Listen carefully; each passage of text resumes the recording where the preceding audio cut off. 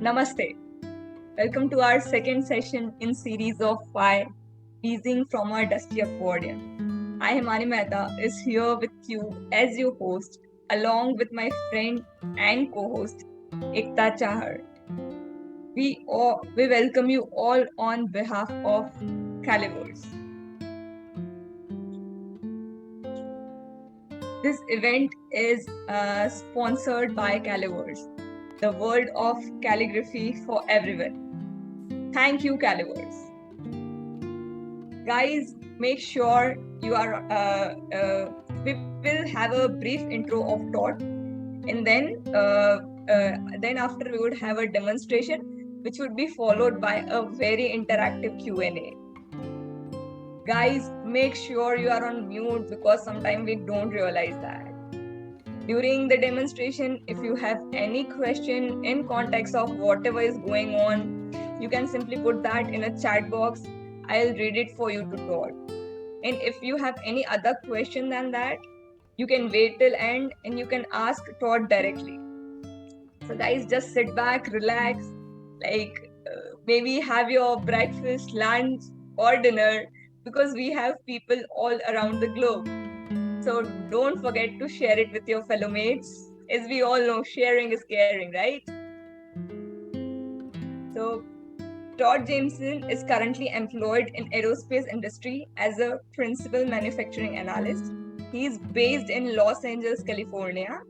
He has studied and taught regionally, nationally, internationally, worked a steady 9 to 5 as an industrial artist for the same company for past 38 years and has freelanced for many brands called NFL, NBC, PBS, Toyota, Hallmark, Mercedes Benz, and many other brands. Nowadays, he writes mostly for his own enjoyment.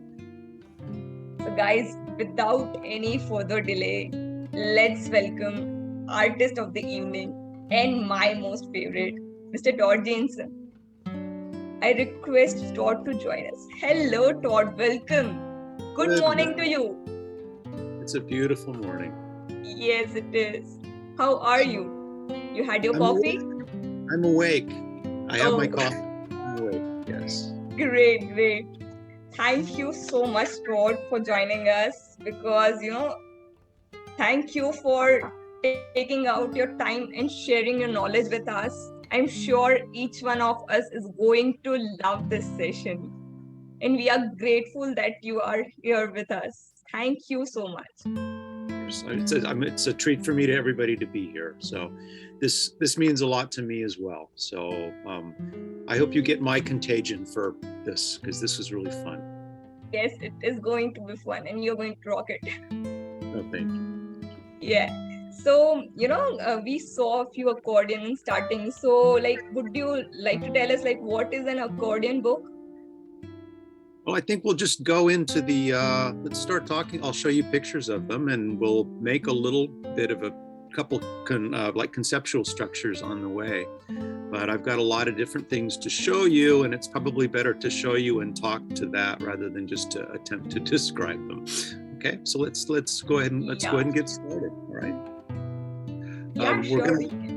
We're gonna go through a lot of traditional accordion type books and then work towards more conceptual books and look at a couple different concepts and see how you can put those concepts together to make new books. Okay, most of these are from back in the 1990s and they have been sitting around in cookie tins for a long time. And I got them out recently and started looking at them and thought, wow, this was pretty fun. I had a job where I had a lot of paper out all the time. And this is what I did on my lunch hours, was work on these little books all the time. So should we head in? Yeah, sure. Why not? All right, let's go. Why don't you go to desktop camera and I'll make sure I can zoom and let's start looking at books, everybody. Yes. Okay.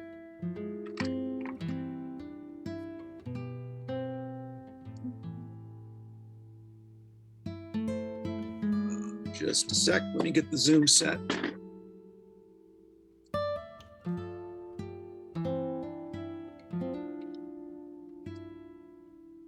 There we go. Simple as that. All right, let's go.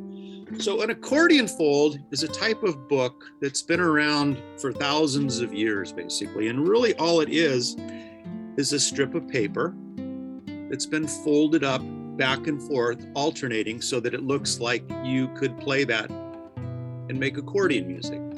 I don't know what they called these back in the days before accordions existed, because they've been around for a lot longer than that. But this basically is just a strip of paper that's been folded. You can take that very plain strip of paper just as it is and write letters in that.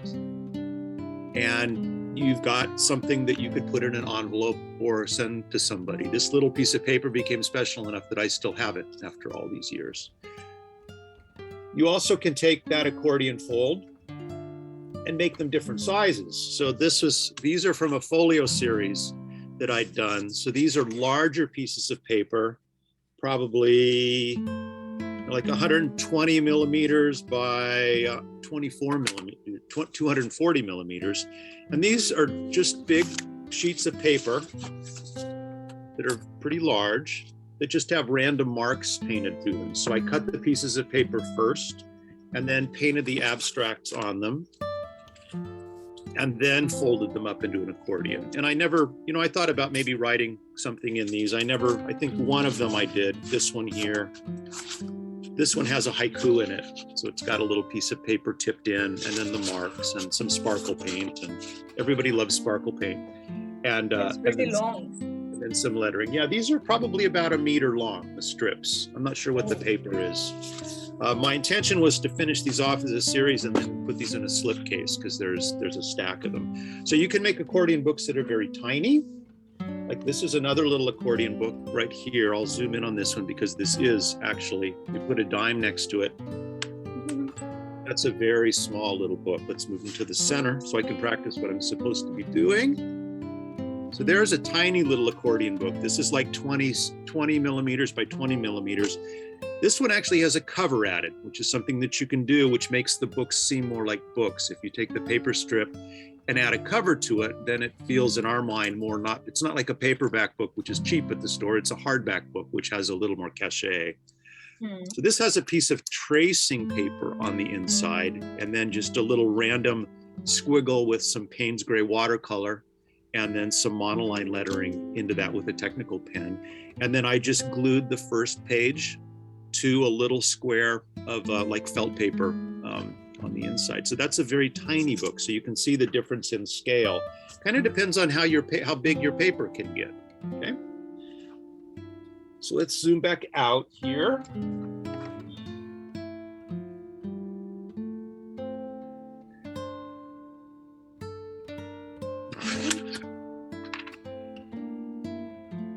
Another thing you can do with accordions is to actually cut the shapes. So this was I had a friend that got married and his last name was Whitefire. So I made him and his wife a little accordion book, and I cut white flames in the top of the pages so that when it folded up, it still was a rectangular accordion book, but it had the flames across the top. Can you zoom in little and show?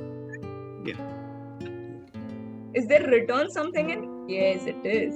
Yeah, it had his name on this side, and then their married name was Whitefire, so that's lettered across here. And then his wife's name was Maureen, and I used the E in Whitefire to be part of Maureen's name. That is creative. I can't remember this was just a little comp that I made to comp out the book. I do a lot of that on grid paper. I can't remember I have no idea what the original looked like.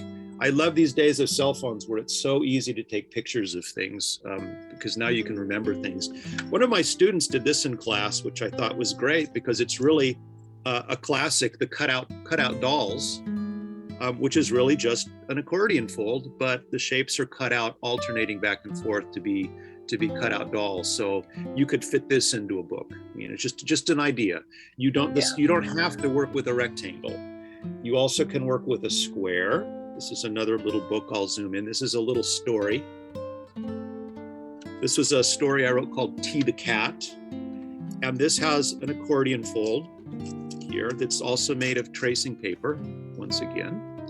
And the cover for this was 2 squares this way, but 2 extra squares. So it was a strip of paper that's 4 squares long. And I folded those 2 squares in and trimmed the inside square just a little close to the spine so there's a little clearance. You can see where that little thin strip of tracing paper right here has been glued into the cover. So that makes, and I glued everything in there, so that makes a nice solid cover on the inside. Yes. And then the book is a story about a little cat who's racing to get in and out of the screen door. And it's kind of left with, you don't quite know if the cat made it through the screen door or not. But that was a little story about a cat that I wrote. So that's a smaller square format book. Little more formal books with covers. This is actually a commercial book. I bought this, I think, up in San Francisco one time. A lot of Japanese books and Chinese books will have a thin little strip of proportional paper pasted on the cover that becomes the title strip of the book. And then the inside is just a traditional accordion. This is another sample of a commercially purchased book, once again, that has the title strip and then is an accordion on the inside. Once again. So you always make your own books. This is another book that's a tracing paper book that has a matte paper cover. This also was written on trace paper. This was after I took Larry Brady's black letter class quite a while ago. So this has 2 rows of black letter. Little bit of zoom out. Yeah, better. There we go. So this has a matte paper cover. The first page and last page of the tracing paper are glued onto the cover, and then there's a cover sheet glued on, and the lettering is in between it. So I said, these books are probably 25 years old, and the tracing paper has gotten kind of yellowed and actually is in need of repair right here. So we're sort of digging through a cache of historical artifacts here, but the concepts are all equally fresh and valid. If you're interested in making books with covers on them, there are lots of resources on the internet where you can get a more formal introduction to making book structures and how to cover cover boards and make end papers. Another thing that I use a lot with the books is to make a little strip of paper where you cut a thin strip of paper, wrap it around the book, and glue it to itself, and that keeps the book closed. This was just a blank book that I never wrote anything to. These are pretty quick to make, so you can actually make up a batch of like 10 or 20 of these in an afternoon. Just keep them around so you have them if you want to use them for cards or gifts or for something. One of the reasons I was always really intrigued with making books was because I got kind of frustrated with the concept of that calligraphy was basically just writing quotes on pieces of paper and sticking them in frames and giving them to people and expecting them to hang them on their walls. Yes.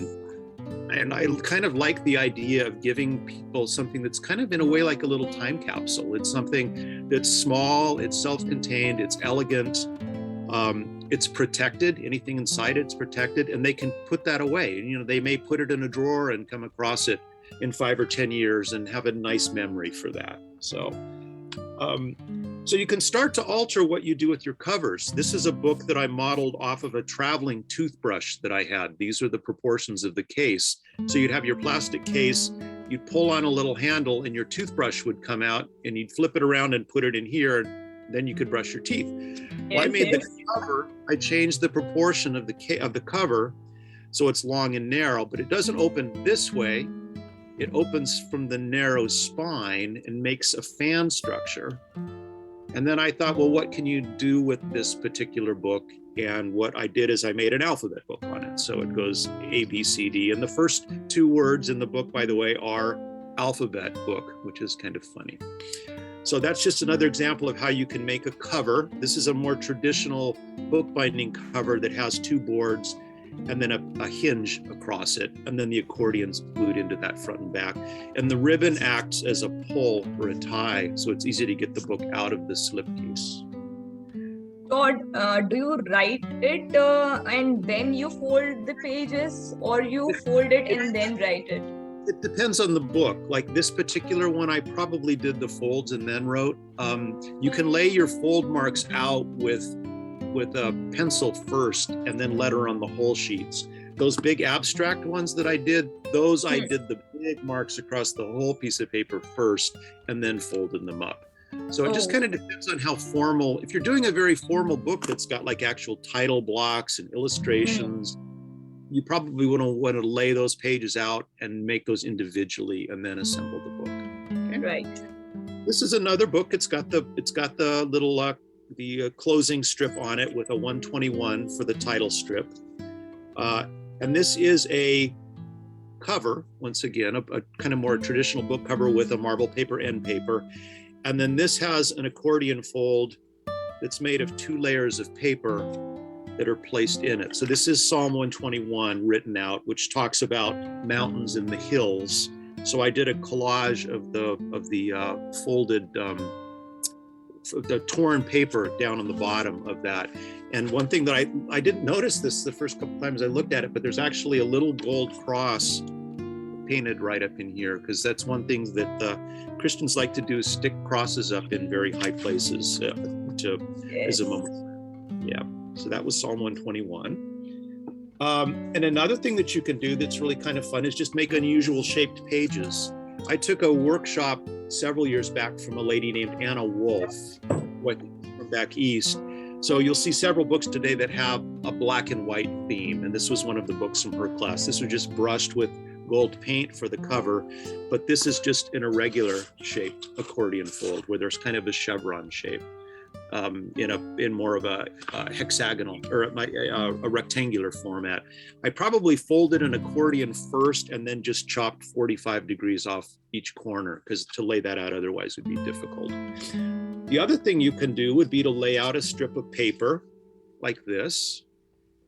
And let's see if you can see these. I've got scored fold marks in these. I'm not sure if the lighting's going to be subtle enough for you to see that. That's unfortunate.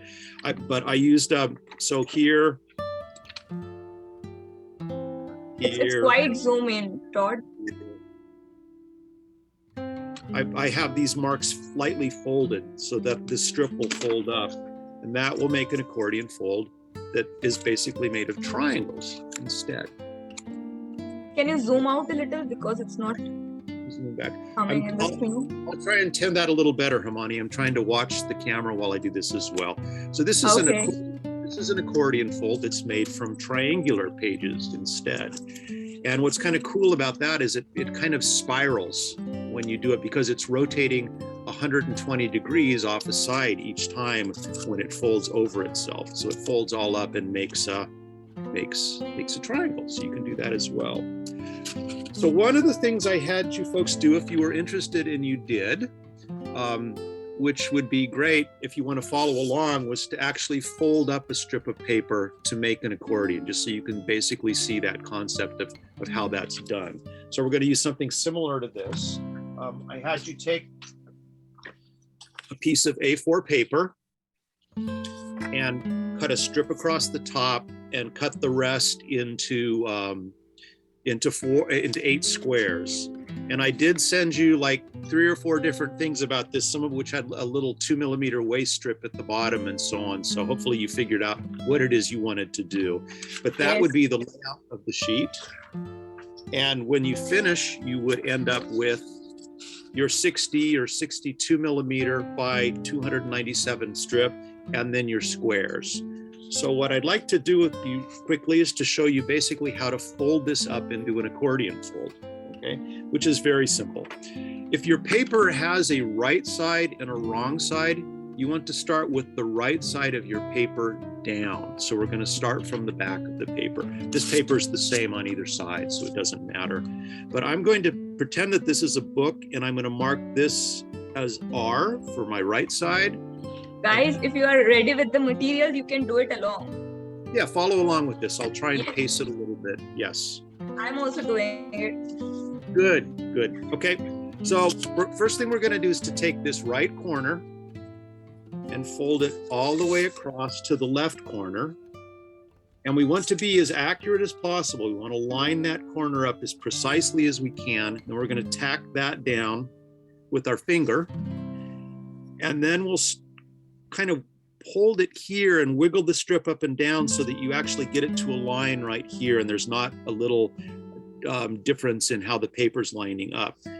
Then you'll run your finger across, not at the bottom, but you want to come up, maybe 2 centimeters or half an inch, and run your finger across at the top. That'll help you to get a more accurate flat press of the paper all the way across. Then crease down with your finger this way, and then crease up with your finger that way. Then you'll want to put a piece of cover paper over that and crease that a little sharper with your bone folder. The reason that you want to put the cover paper on is that the bone folder or a popsicle stick or the back of a teaspoon that you use to strengthen the fold will often put a sheen or a polish on the paper, which you don't want. And I can actually see a sheen on this right here that the bone folder leaves. So you want to protect that paper when you're folding it out, right? So we'll open that back up. Then we'll take the right corner. Now this has become our center fold, or center folding line right there. So we'll take the R and we'll fold that right to that fold. Okay.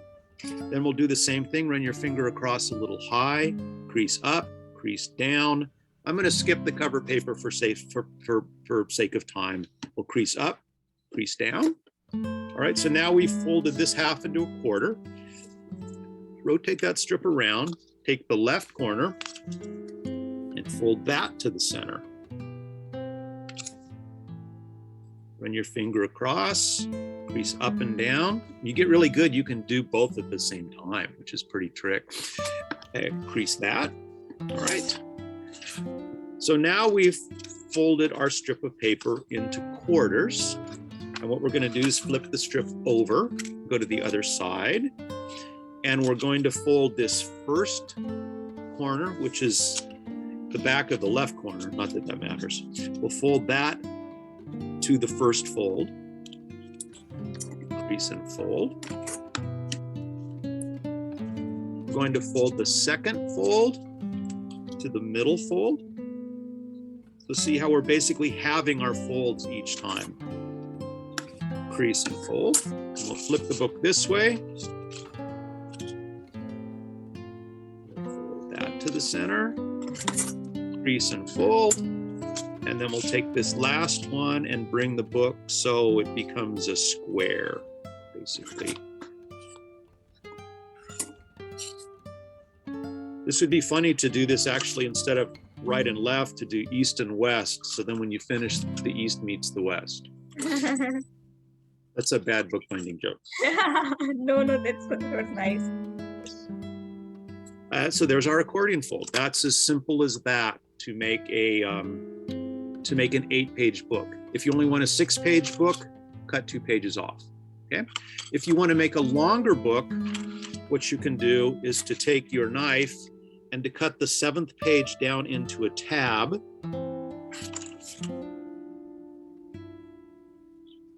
And then glue this tab to the page of your next accordion strip.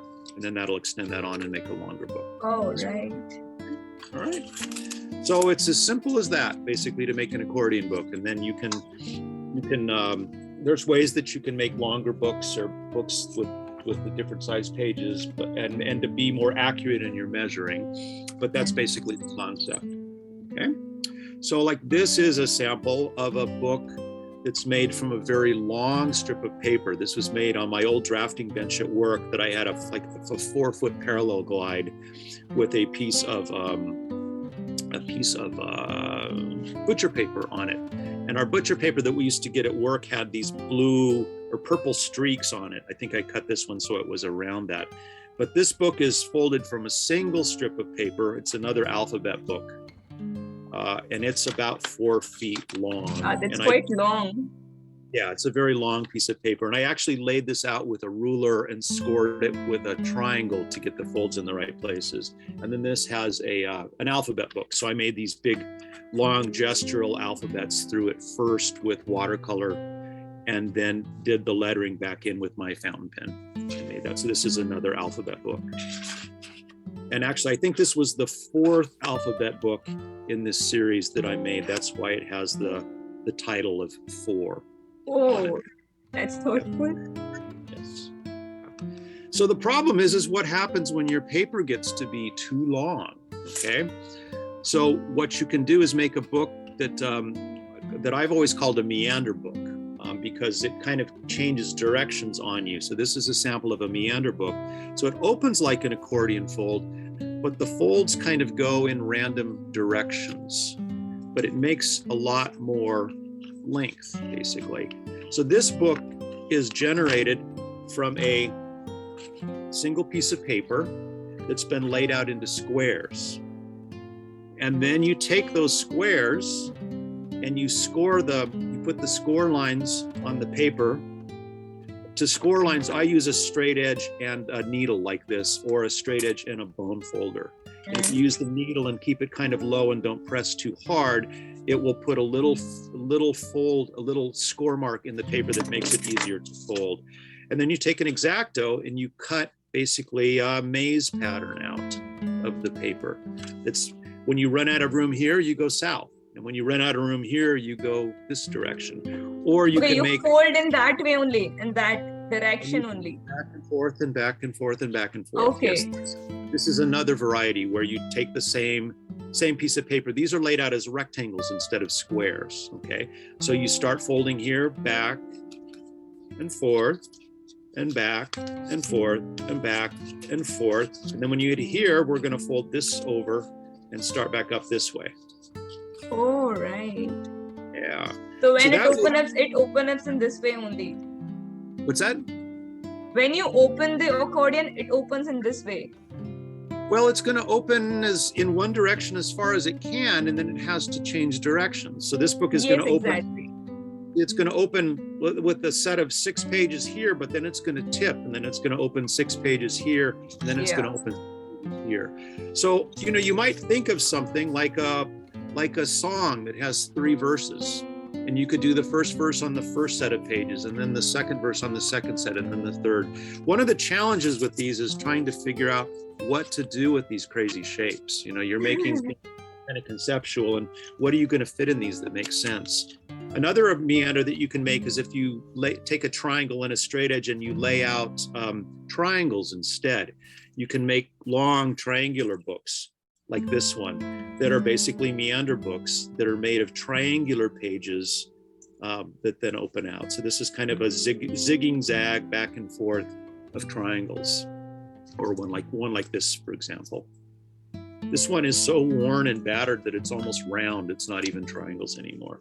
So you can make a very long kind of acrobatic strip out of a single piece of paper. That's what I call a meander book, because you've kind of got a choice about how you choose to meander through that maze and separate your pages, right? So that's one way that you can cope with making a longer book, okay? Another method that you can make is if you actually take double pages, and this goes back to, remember I showed you how to cut a tab and extend a strip to make a longer book. You can take a double page and add that strip on. So you cut a bunch of rectangles that are this size, and then you fold those.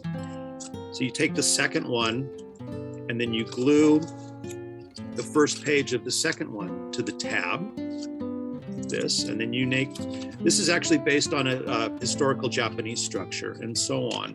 So your book is constructed by this, and you glue tab to tab to tab as many as you want to. This would be a more finished example of that. This is a book that's made from some marbled paper, and if you look at the back, here's that tab joint to join the strips together. I can see that. Yeah, and I actually glued I reversed the fold on the one and then glued it together. So it doesn't have the strip closing as a cover page. I actually used one of the squares to make a double cover on this book. These are the same examples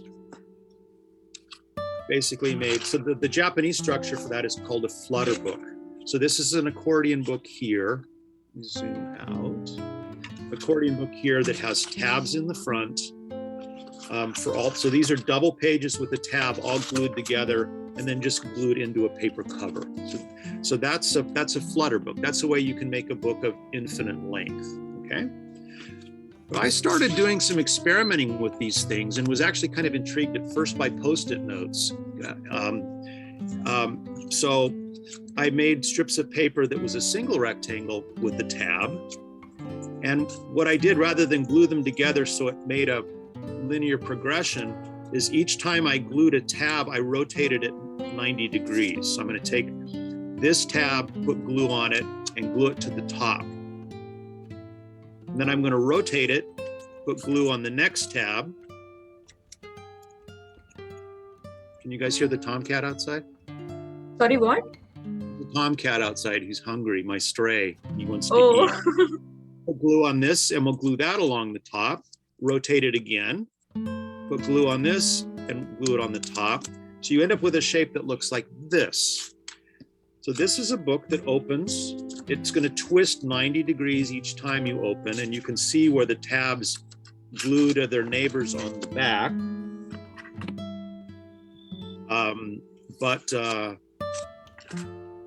I guess they alternate, the tabs alternate, so you get a tab on either side. That's another way that you can make a book that's a little further extended. Okay. You know, I just realized that we took a little detour on my wing of laid out books here, and I missed the theoretical progression. So how are we on time right now? Are we about halfway through? Yes, we are. About halfway. Okay, good. I'm going to skip back and show you another accordion. So we have an accordion here that the cover of the book has a width that's 10 centimeters.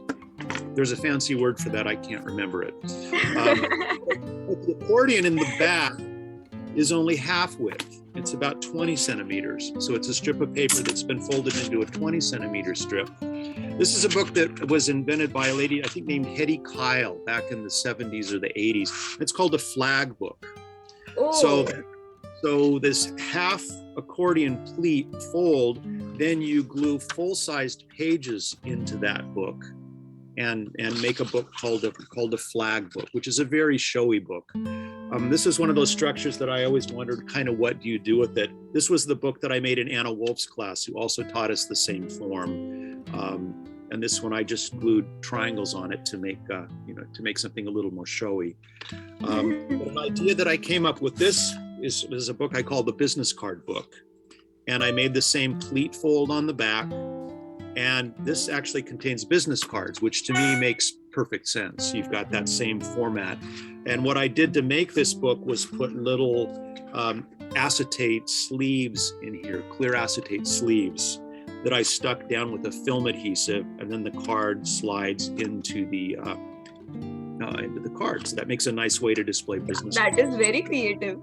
Thank you. So I was happy with this book because I took a conceptual design and I think actually made something functional about it. Yes, you did. Folks that knew Larry Brady, this guy's an awesome calligrapher and was one of my teachers. So that's the business card book. These are some quick modifications of the business card book. This one is basically the same, but made with bright colored paper. This one uses strips instead. I think this would be a great book to make for fortune cookie fortunes. Yes.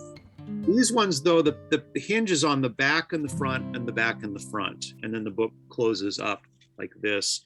This is a slight variation on that, where the first and last pages are half pages and half folds, and the book actually hinges out of the center. So when you pull it straight, it pretty much lays flat. Yes. It's more functional than the other one, which you had a front and a back with. So that's another variation of that. So that half pleat is an interesting idea for me. Another thing that you can do is to actually make what I call an accordion squared, or an accordion to the second power, where you have a traditional cover that's made with hinges back and forth. So this was a study on that butcher paper with those lovely purple stripes that I really liked. And I did make a book out of this. It's in a slipcase. Slipcases are great because they protect your books, and it's a more elegant closure than a ribbon band. You just have to measure the book very carefully, and then you build a box and cover it. So this is the same structure I just showed you as the cover, but then each section has an accordion glued into it. And I think this is a poem. that's about archaeology and uncovering things and discovering things. So I had the progression of the different colored papers as you go through that, and then just kind of like different random ink marks with the lettering on them. And then this would be the last page. Yeah, so this is from a book called Archaeology and Morals, was this particular quote. So the book opens this way, but then has these individual page sections that pull out of it. So this is kind of a discovery book. I'm not quite sure if it fits the theme, but it's close enough. Sometimes you got to take what you get in the bookbinding world. A variation on this type of cover also is to do the same thing with a triangle. So this one has the triangular pages sewn into it as a signature. I never did anything with this. This was just a concept. Or you can make a book like a slipcase that's got a traditional accordion cover, but you can make a pleated fold on it where you've got a full width page and then a short little sort of binder pleat here, and then a signature of pages sewn into it. This book has some promise maybe for like chapters in a book or something, but once again, this was a structure that I came up with that I've never actually done anything with. So you can beat me to the punch on any of these that you want, okay? So that was an example of how you can change the width of the accordion fold in proportion to the cover and accomplish different things with that. So that was another concept, all right? Yes. Let's go back to that concept that we had with the pieces of paper that have the tabs to extend it, all right? So an idea that I had was kind of based on a meander, and that was to take a square piece of paper, cut a tab out of one of them, and then fold that into 3 pages. And then you do the same thing with this. You take this, you put glue on it, and then rather than gluing it this way, you rotate it this way, okay? You put glue on it, and before you glue the next one in, you rotate it this one, and then you glue the next piece in. And what you get from that is also kind of a meander book, but it opens up in a very definite, precise spiral. What is this? This is another meander book. So this actually is not the book I wanted to show you. I think the one I wanted to show you was this one. No, it's not. You know, I actually don't have a sample of that book. So, but I've got some that'll kind of illustrate that concept that I can show to you. It's okay. Okay. An example of that with triangles would be to lay out a hexagon like this, and then fold your tab, fold this into triangles, and take your second one. And sorry, I was going to show you the one that wasn't folded first. If you score your paper first, you can see how much easier it is to fold. For me to do that, if that wasn't scored, it would be almost impossible. So you put glue on this and then rotate this and glue the next attachment here. And each time you rotate it 120 degrees when you glue that up. And that would give you a strip that would pull out as a long triangle. I thought I mocked that up, but I did not. So I went and did calligraphy with Nina Tran yesterday up at a wine event in Monrovia, and I maybe should have stayed home and made more models, but it's okay. You guys will get the concepts. This is another book that's made from accordions pieced together like that, but rather than, it opens in a spiral. So depending on how you put the pieces, the way I rotated this and glued it together, it actually made a book that sort of has a spine in the center. So it doesn't ever really open out in a strip. It only spirals around itself. So sometimes you have to experiment with these books and make copies out of like grid paper first and proof your concept to see if it's going to work. Because sometimes you'll make books that you glue closed and you can't open them.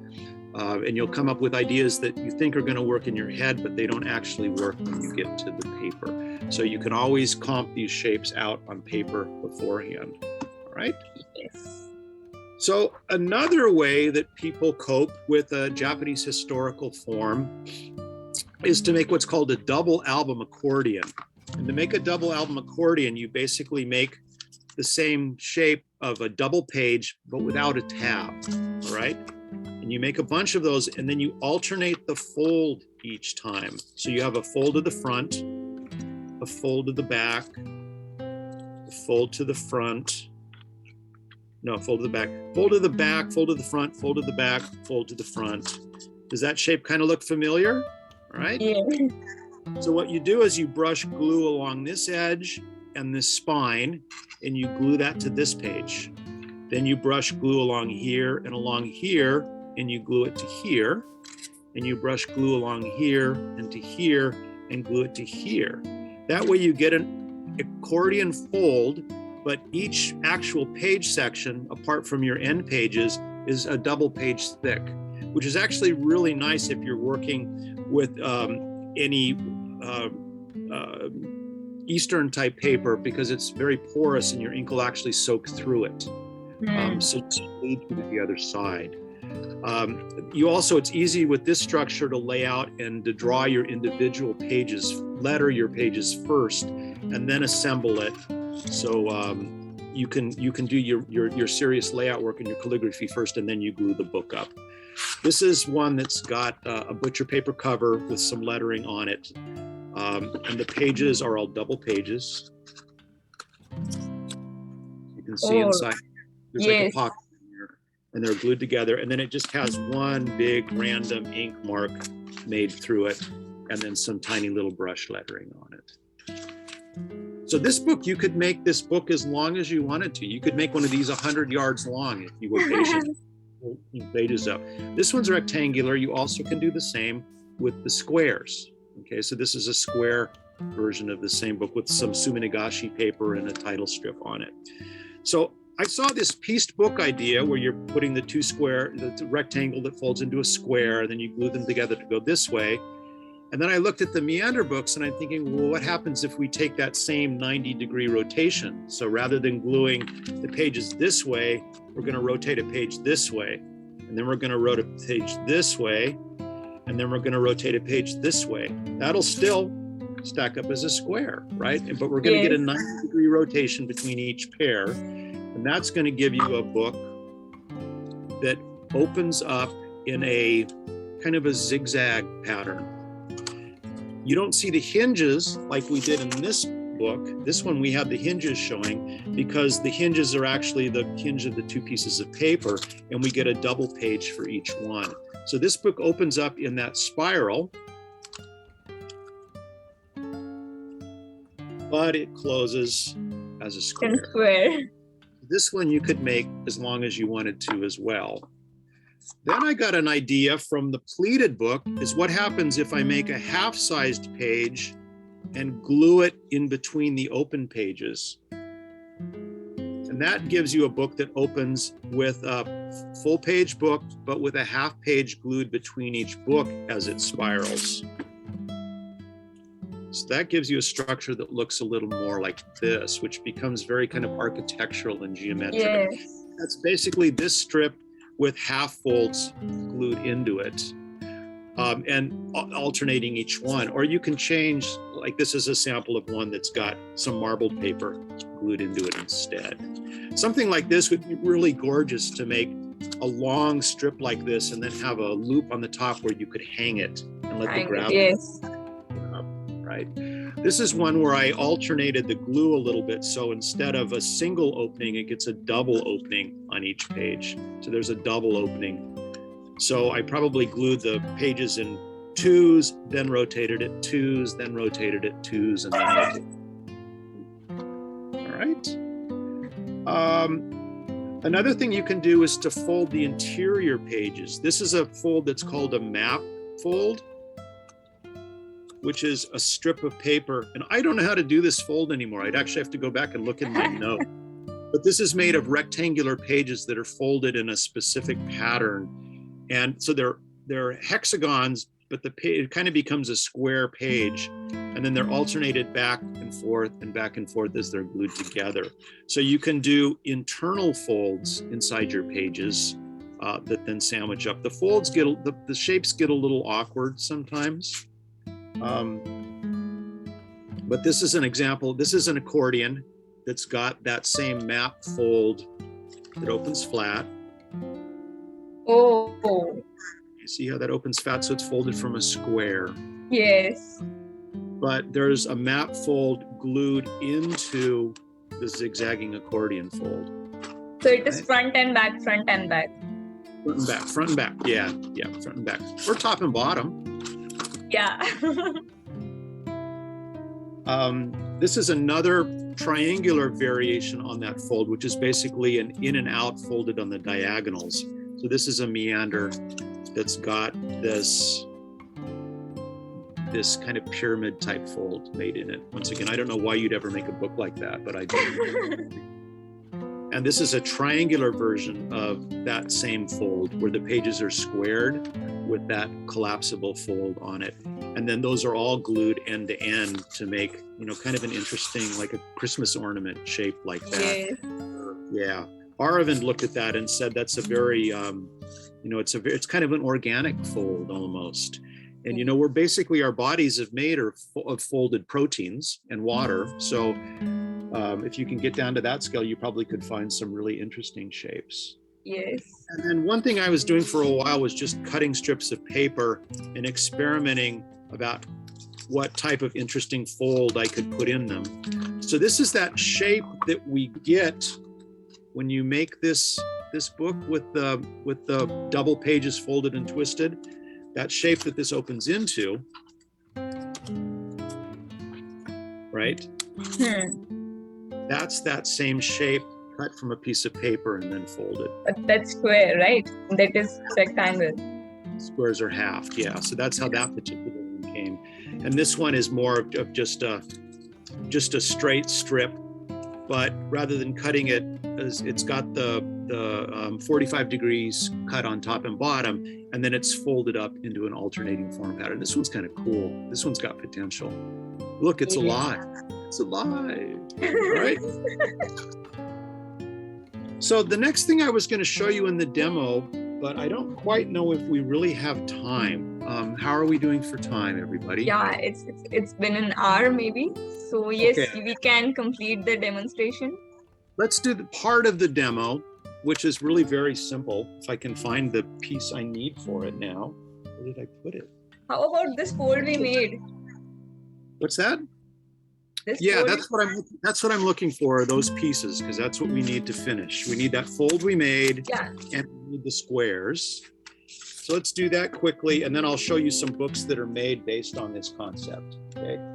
So the fold we made was, I don't know where I put mine. I'm not as organized as you think I am. Here. It's okay. Take your time. Okay. I actually kind of messed this up because I cut a piece of it off to show you something else. Yes, you cut it. So what we're going to do is take this book. I'm going to number the pages 1, 2, 3, 4, 5, 6. And I'm going to cut off 7 and 8. Oh, I should also cut it? You don't need to. You can just actually glue in the last page. I'm going to take my glue stick right here, and I'm going to put glue on page number 2. I'm going to try not to get the glue on page number 1 or page number 3, but you want to just put glue on number 2. And I'm going to take one of our squares, and I'm going to glue that square in so that it lines up with the bottom and comes just shy of that paper fold, okay? So I'm going to cover up all of page 2, which is good because it has glue on it already. And if we did anything else, it would glue the book closed. I'm going to take the strip and glue in page 4.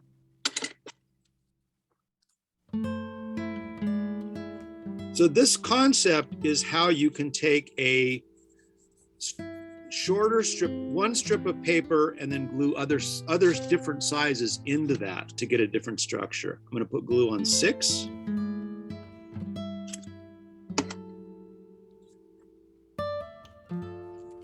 And glue that page in as well. All right. So now we've got an accordion fold that's got these 3 pieces. You also can put glue on page 8. Oh yes, I was about to ask. Glue on page 8. Put glue on page 8. My page 8 is long gone, but you can do that since you have it. Once you've got those glued, then flip the strip over from this side. And I'm going to label these pages 2, 4, and 6. Although those numbers aren't right, but it'll get the point across. And we're going to put glue on page 2. But rather than put the strip going this way, because that would force against the fold and it wouldn't close, I'm going to glue it into the top and the fold. On which page we need to glue? Page 1? No, it'll be the second page, not page 1, page 2. Glue on page 2 and glue that into there. And we'll put glue on page 4. The first one of these that I tried to make when I was trying to remember how to do this, I glued the pages in the wrong way and you couldn't fold the book back because the pages blocked out all of the hinges. Page 4, then page 6, and you can also do page 8. All right.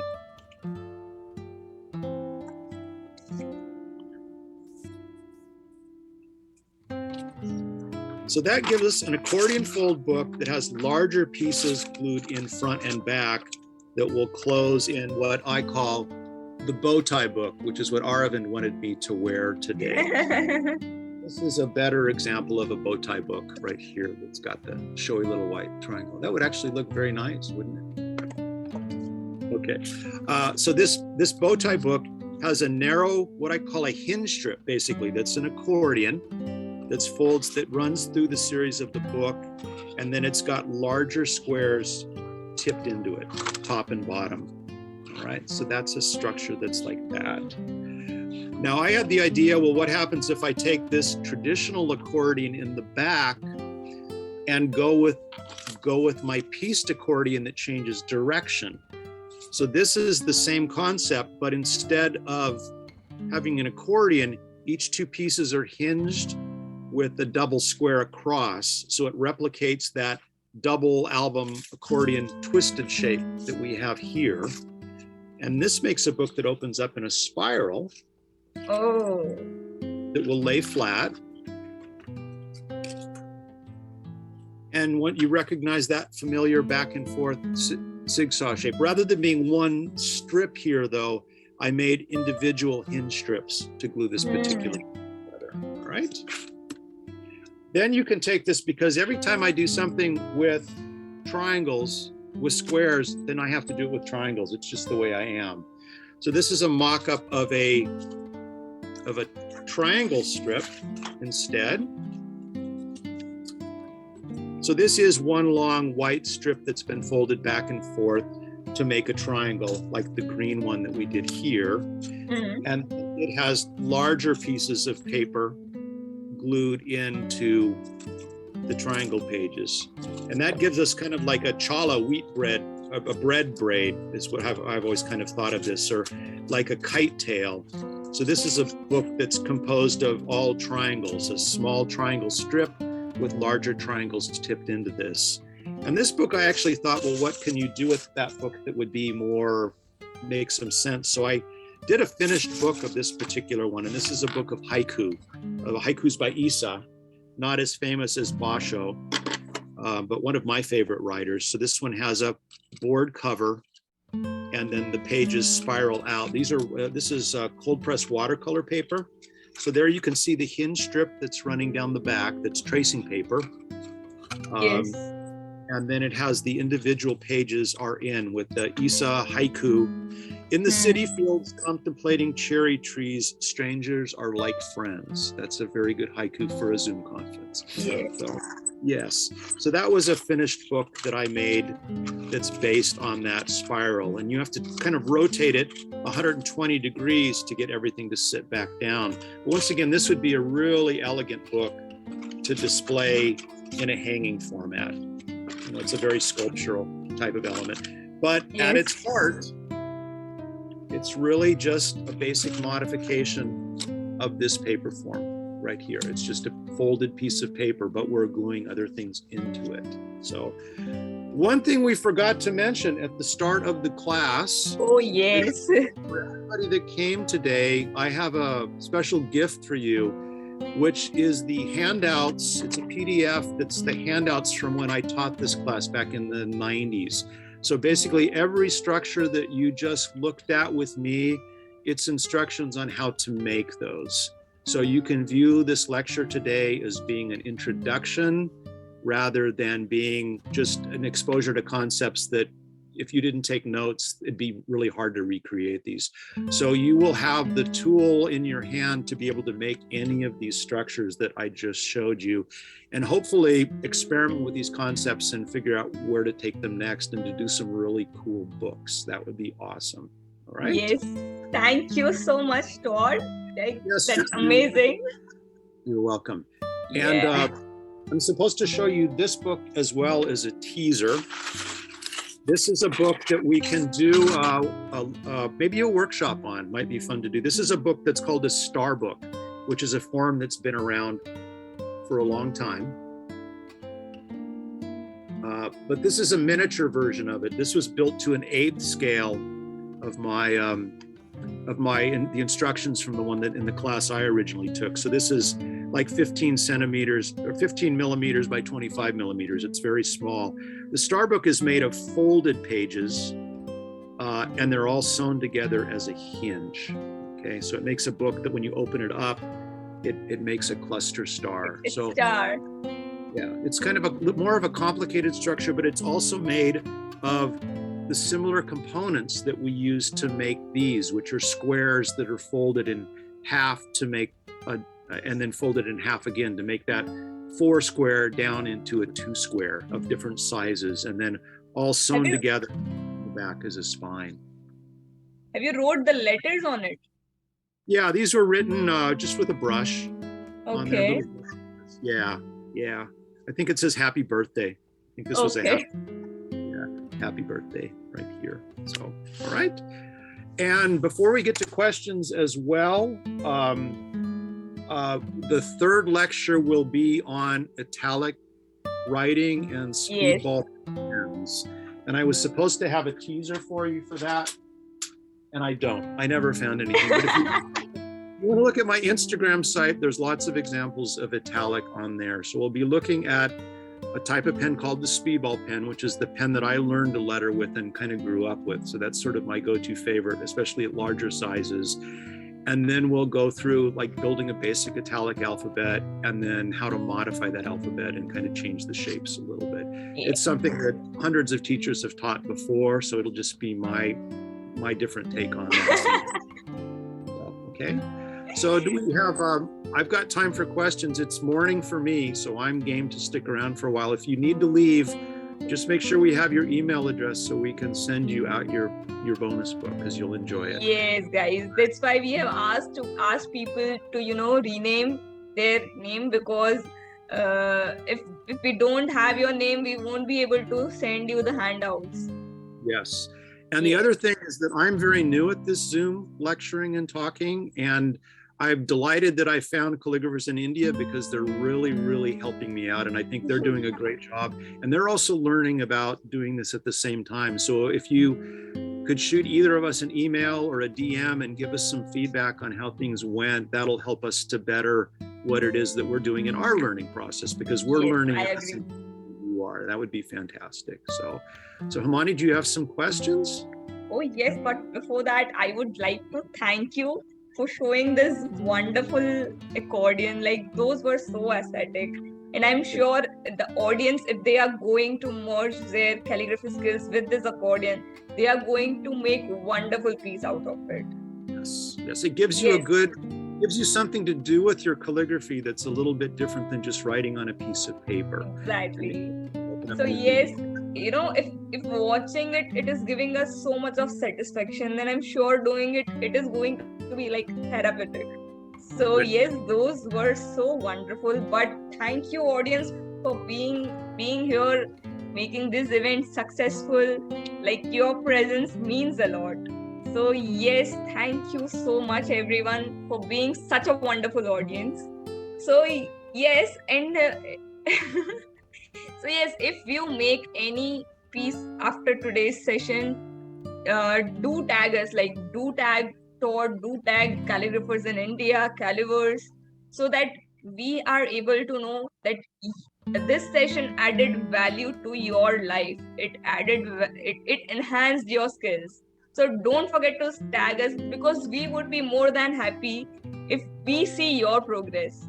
So guys, don't forget to tag us, and also use the hashtags accordion with Todd and hashtag calligraphers in India. I'll type that in a chat box, so you'll be able to know that. But yes, we can move on to questions now. Like, we have few pre-asked questions from your fans. So should Okay, I ask it? go ahead. Yeah. So like, how to make calligraphy a career? You got to work your tail off. It's really the only way. You got to put in 10,000 hours of practice is what they recommend to really be talented at a skill. And that's like 5 years of your life. So if you're like an ambitious person that has entrepreneurial skills and stumbles on something that you can market early, go for it. It can't hurt.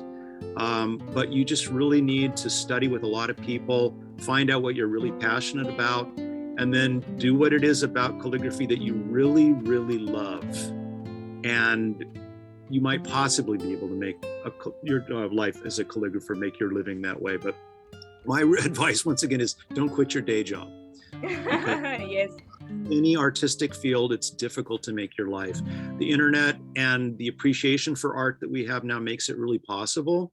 Yes. But you really have to be kind of savvy with the marketing, because you got to sell yourself as much as you sell your product, and you kind of need to find your niche. So that would be my recommendation. If you want to make calligraphy as a career, you've got to get good enough that you can discover your niche. And your niche is probably not going to be something that you ever realized when you started doing calligraphy. It's going to be something that you stumble upon that just lights your heart on fire.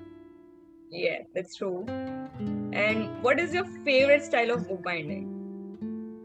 I have a cousin who owns a bindery in Tennessee. It's called the Gilded Leaf, and he's a traditional bookbinder, and he does restoration bindings. And I'm just like so jealous of him because his work is gorgeous, and he's got a beautiful bindery. I really love traditional bookbinding, but it's just like too complicated, and I just don't have the stuff to do it. So I've been really happy to make these fairly simple forms. They make me happy, and that's what's important. So I would say the traditional Japanese and Chinese bindings for me have been more applicable to what it is that I do. Okay, cool. Can you share the name of other creative people whose accordion books you like?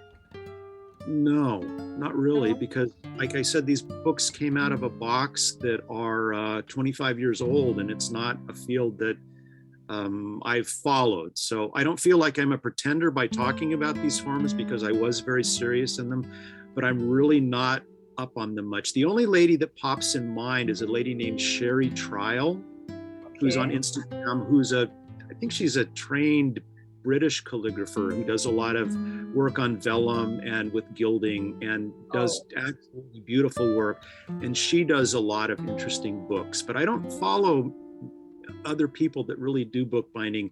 I know there's been a big explosion of this in the decades since I've done that. Aravind and I were looking at book titles, and there's a lot of books that were written in like between 2010 and 2020 that are more craft oriented. But so there's a lot of new stuff out there. And if you're interested in bookbinding, once again, on the internet and the books that are out there, there's a lot of resources and ideas that you can get. So, yes. So Sherry Trial, that would be my answer. Cool. So are you saving cat whiskers?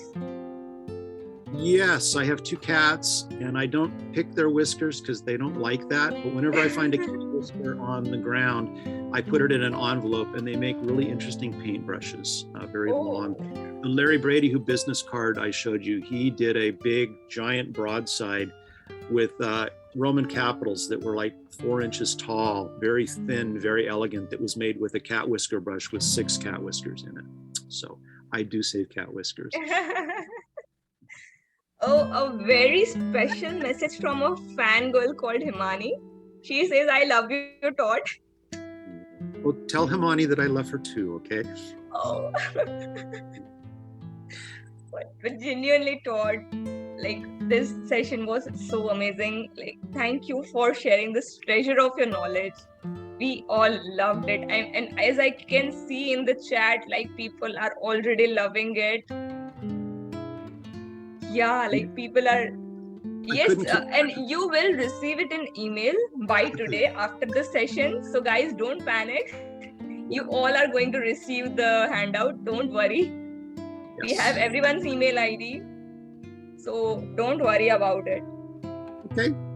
And after the class ended, I want to give one more shout out to the Caliverse and Calligraphers in India for helping me so much today. The last session, none of us kind of really knew what we were doing in a way. It was our first run through, and we kind of all panicked at the end and ran. So this time we'd like to have a little bit of a social time afterwards where we can all mic up and all yell at the top of our lungs and see if we can get some feedback going. But if you'd like to stick around, our talk's over now, but if you want to stick around for a little while, we'll have kind of a little social time. And we can. So guys, if anyone has any question to Todd, they can simply unmute themselves and they can ask directly. Over to you, audience.